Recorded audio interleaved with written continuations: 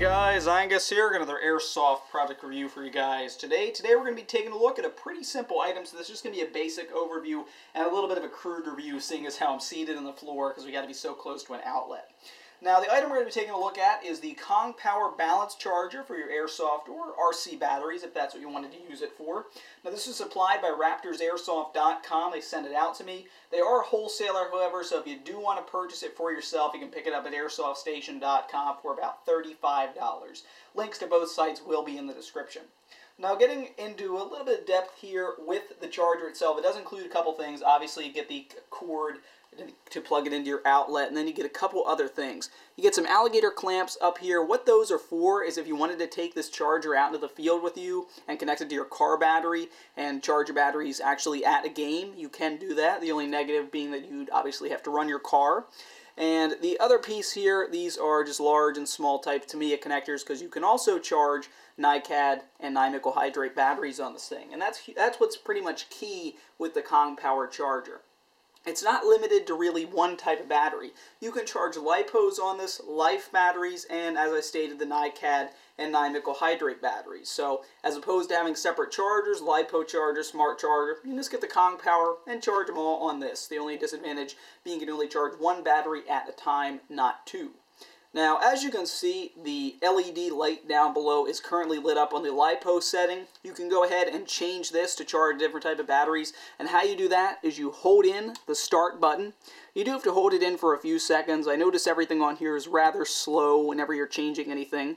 And as you can see, the LiPo will begin to blink, and it'll switch to the next column, in this case, Life. If you wanted to keep holding it down, you could move it all the way to the right, which would be the nickel hydrate or NiCd setting. When you have it on the selected setting, you can go ahead and just let it go, and at that point, the light will stay lit up.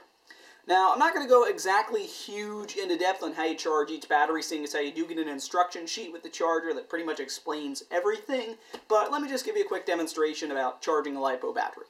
Alright, now the first thing you want to obviously do when you're going to go ahead and charge your LiPo is make sure you get your LED back on the LiPo setting, as I already explained how to do that. And at that point, you'd plug your LiPo in. You notice you have two markings down here, 11.1 as well as 7.4.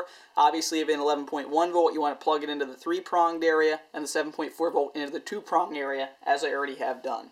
Once you've got your battery plugged in, you can just give a quick push to the start button.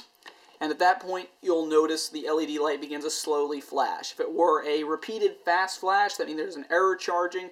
However, when it is just a slow flash, it means the battery's fine, it's charging up. If you wanted to stop the charging process at any time, just give the stop button a quick push, and obviously the LED will stand still, meaning that the battery has stopped charging. That'll also happen if it were to fully charge, the flashing would stop, letting you know the battery is charged completely.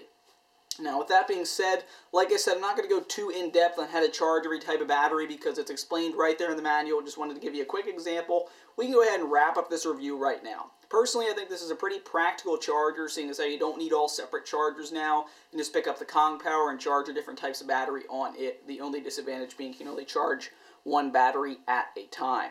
Another thing I might complain about would be the fact that it seems kind of cheapy. If you were to accidentally drop this, I definitely think it would break, especially after repeated times. But countering that is the cool factor that you could possibly charge it out in the field, being that it includes those alligator clamps.